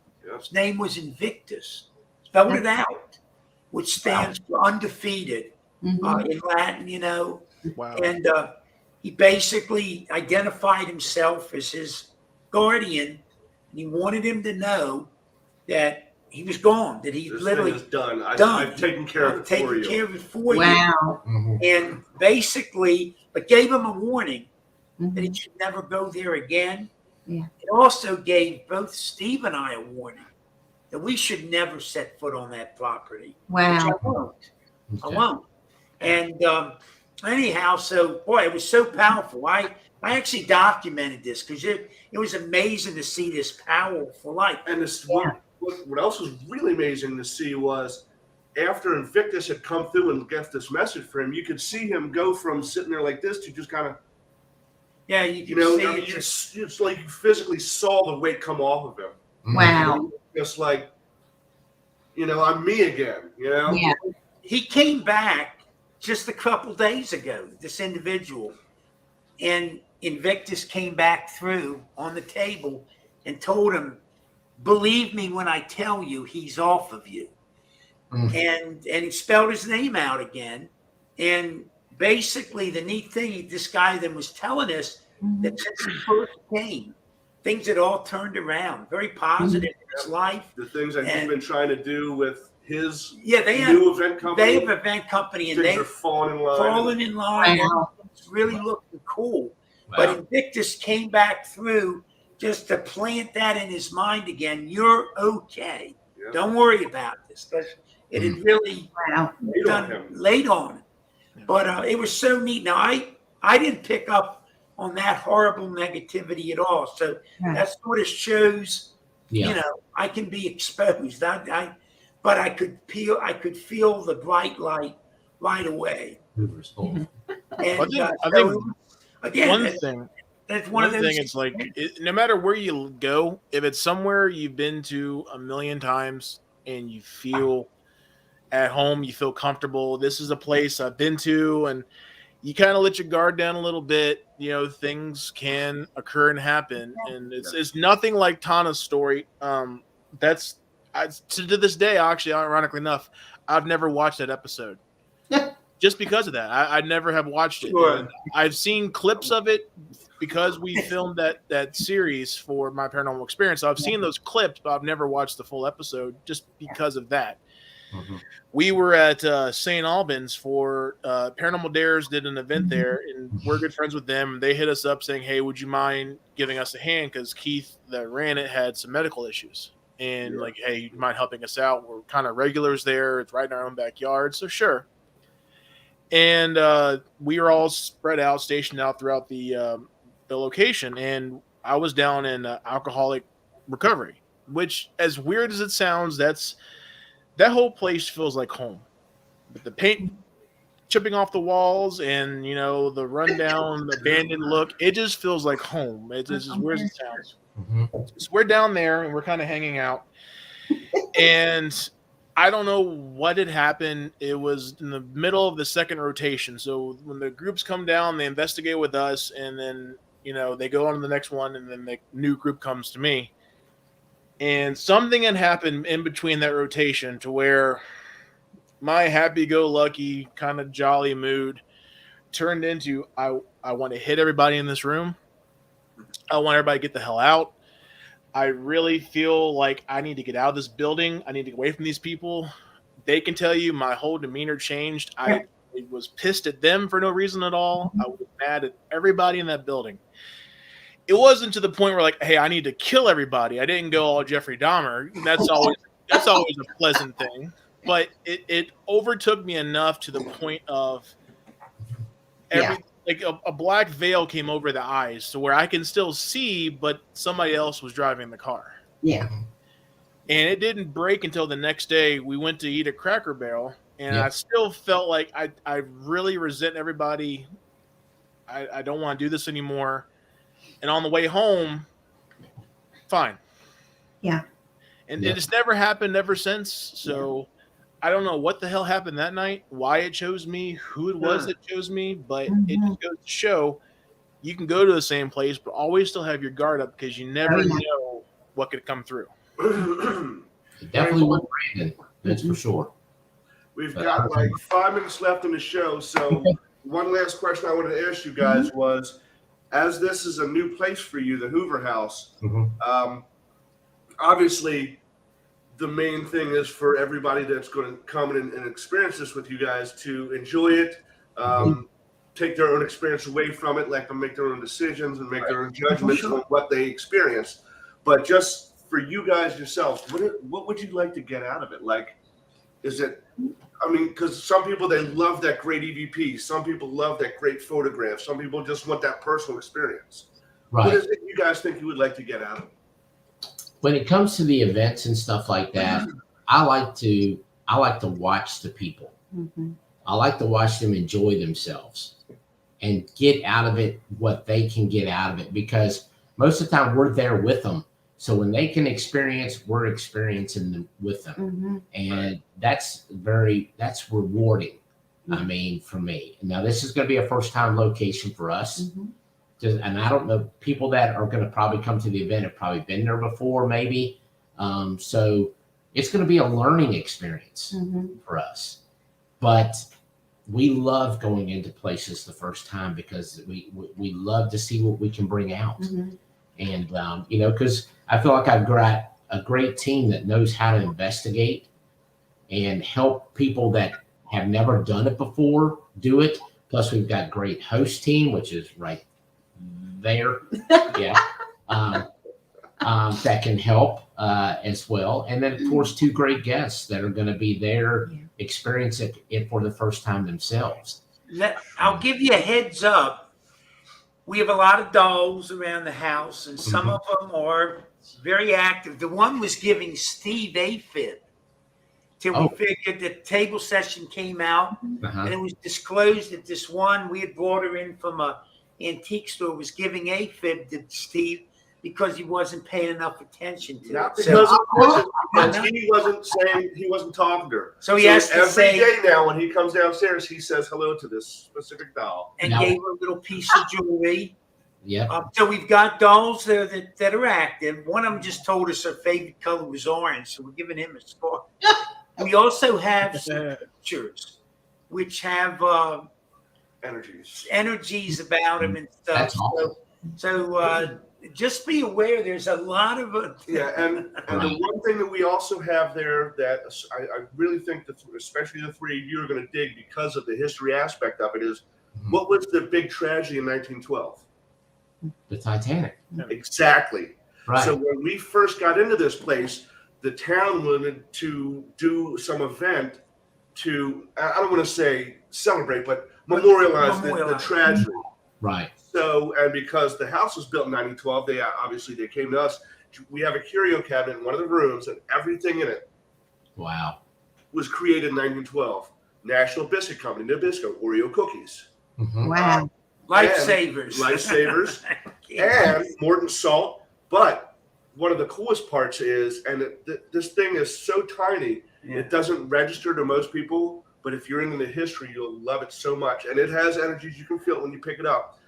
There was a traveling museum throughout England of relics brought up from the seafloor where the sinking of the Titanic occurred. And when the curator passed away, his wife sold everything off because it was his passion, not hers. Jim was able to get in touch with him. We actually have metal flakes, tiny little metal flakes that broke off of the railing of sea deck from Titanic. Wow. Wow. And That's they got cool. the dive classified, where they got it and all that. And I'll tell you when y'all get here, I'll tell you a personal story. You'll definitely have us locked up, but as insane. But we've had a tie-in, and we're sort of interested. We're going to this April. We're going to try to create some kind of psychic resonance and see if we can feed into that again. Wow. Wow. Awesome. So But like I said, that whole curio case is history. Yeah. And just being able to look at some of the pictures we've got, I mean, they're copies, but they're old copies of menus from the restaurants on like where the rich people ate and stuff like that. I mean, it's really fascinating stuff. Wow. we actually there was a cafe on the Titanic. Right. It was a private venture. In other words, a business owned it and rented that space. So it wasn't owned by the Titanic. And the restaurateur who ran it and operated it, he had 67 workers. And anyhow, on the tragedy, he passed away along with 65 other. Only 2 people from that group got out alive. And anyhow, in a session, he came through to us and wanted his story told. And what he had told us was the reason that so many of these people under his care passed away was that the crew members had locked him and his crew into their quarters so they couldn't run Take up space. Wow. lifeboats. They couldn't charge the lifeboats. Wow. So all these, so he's sort of locked with the guilt that all these people who he had charge have passed away in it all. And what was found on the floor was this teddy bear that his son had given him before. It was found when they recovered his body, and it was in his waistcoat. Right. And we have an exact replica of that teddy bear. With an exact replica of the letter that his son had written to him about the teddy bear. Wow. But that was the deal, was all these people passed. There were 2 ladies who were like cashiers, and they somehow survived, but all the other people associated with them went down. Wow. So we're going to April, we're going to try to hook back up with this individual. So, yeah, it's, we're sort of exploring new ventures here. It's just, Yes. hopefully you get the idea that it's not sort of run of the mill. I don't mean to make things, No. but I mean, I'll tell you one thing. We're excited to be bringing Haunted Nights there. Mhm. You might want to. There's a Haunted Nights, but then there's Haunted Nights Paranormal events. Oh, Just so. well, we do. Yeah, let's point that out too. We say Haunted Nights. We're Haunted Nights Paranormal Events. There is a Haunted Nights events company out there as well that we found out about after the fact that we get many responses to. But just remember, it's Haunted Nights Paranormal Events.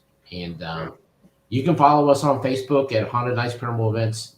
Facebook. Yeah, I've actually posted links to Probably your got it all. Facebook page for that and to your website for Twisted as well. Perfect. Okay. and I'll make sure that when you guys come in on Thursday, I'll get in touch with my sister and that we'll have them at the house. Awesome. Yeah, that's So awesome. we'll bring in the number 1 team for the number 1 team.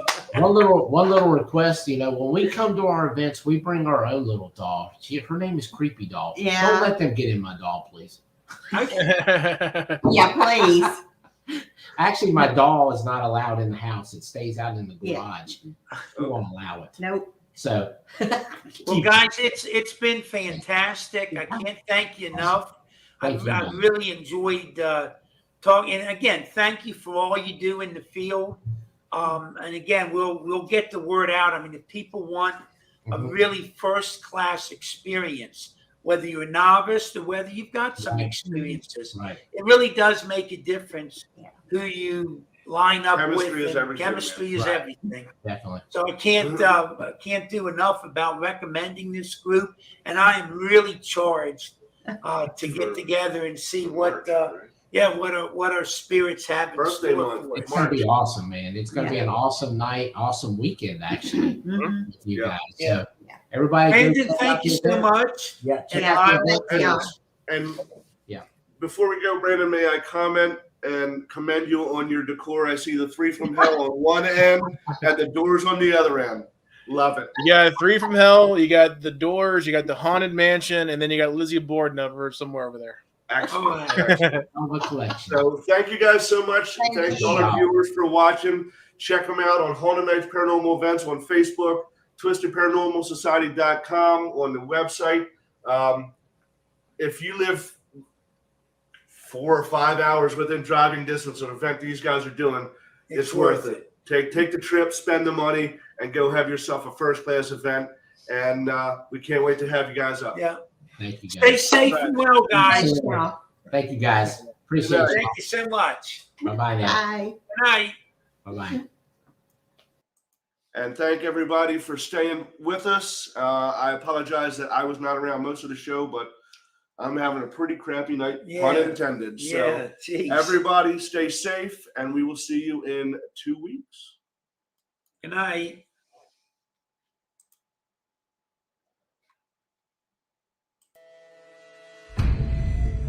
Thank you for joining Dave and Jim on Doorway to the Dead. Catch us next week right here at 8 p.m. every Thursday as we open the door to paranormal discussion and more.